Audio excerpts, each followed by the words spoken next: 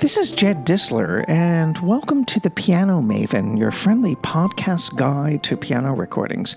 Consider subscribing to The Piano Maven through our Substack page, and you will find a link in our podcast description that will get you there.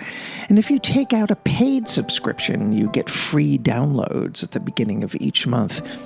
You know, I haven't yet on this podcast talked about the Bach recordings by Angela Hewitt, who has recorded all of Bach's keyboard works on the Modern Concert Grand for the Hyperion label, and she has re-recorded several items as well.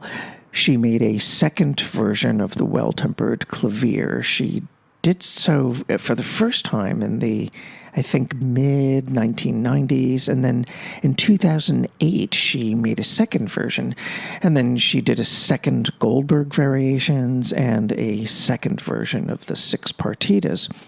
Now, Angela Hewitt is a pianist who is well aware that collectors will compare and contrast her remakes with her earlier versions, but she also is a pianist who re-records certain repertoire items, not just because she can, but because I think she genuinely feels that she has something new to say about this repertoire, and that's fair enough. And also the fact that the Hyperion label agreed to her re-recording certain pieces means that it's not a frivolous decision at all.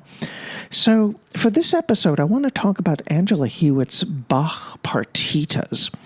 Her first recordings of the cycle, made in 1996 and 1997, got favorable reviews and were always recommendable as reference versions, certainly alongside Andras Schiff, maybe Glenn Gould, Richard Good. Oh, I know there are others, Murray Pariah, for example. But when Angela Hewitt's 2018 remakes of the Partitas came along, I inevitably had to make comparisons when I wrote a review of them for Gramophone. The most noticeable difference between the versions is the actual instrument itself. On the earlier Partitas recording, Angela Hewitt used a Steinway concert grand that possessed a uniform beauty and warmth that really contrasted to the somewhat brighter tone and more pronounced timbral distinctions between registers that characterized the Fazioli grand piano that Hewitt owned and used for, I think, many of her recent recordings, up until when the instrument was dropped by movers after a 2020 recording session and the instrument was totally destroyed. I mean, what a horrible thing to happen. Of course, the instrument was replaced, but still, this was a very special hand-built instrument worth something like $194,000, I think.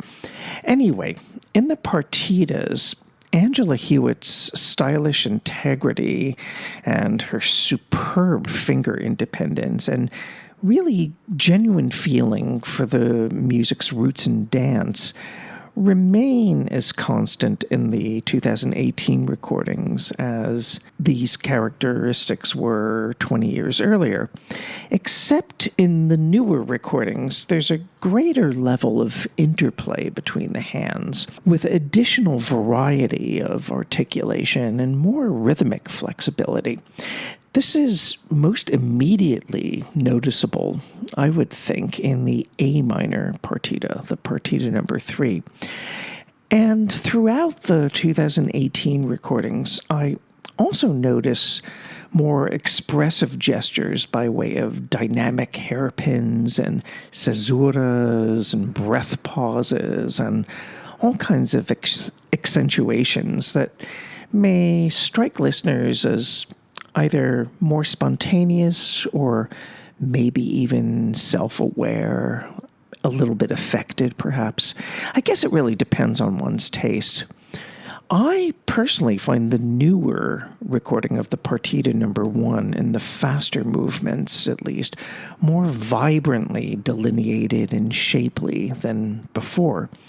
And in the Partita number 1 Sauerbrand, Angela Hewitt plays with more breadth and hushed introspection this time around. I mean, the earlier version is very beautiful, but this one, I think, digs a little deeper.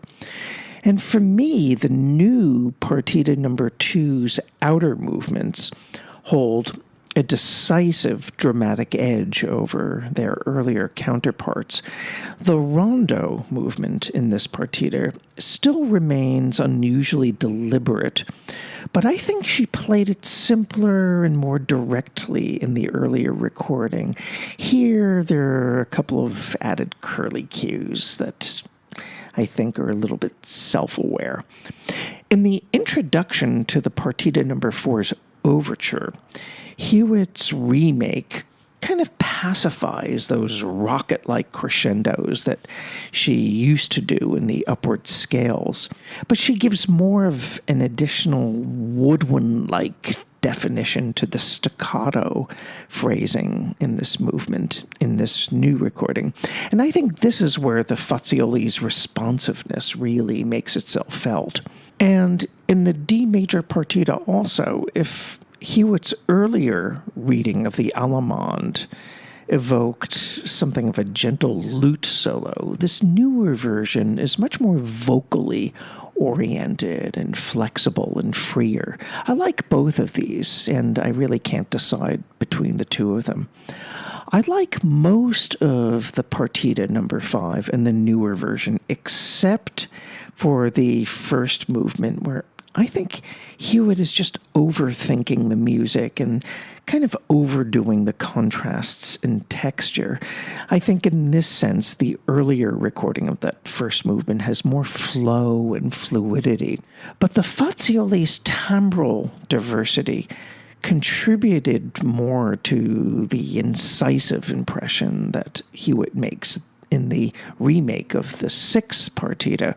For instance, the air movement is tighter and more austere than before. And in the Sarabande, Hewitt projects the bass lines much more to the forefront in the remake with a lot more harmonic tension. So I would basically say that her interpretations of the partitas have not changed so much as they have evolved. Now, I wouldn't want to be without both of Angela Hewitt's recordings of the Bach partitas, but if pressed to choose, I would lean toward the 2018 remake. This is Jed Disler, and you've been listening to The Piano Maven, your friendly podcast guide to piano recordings. And thanks so much for listening, and I look forward to being with you for our next episode.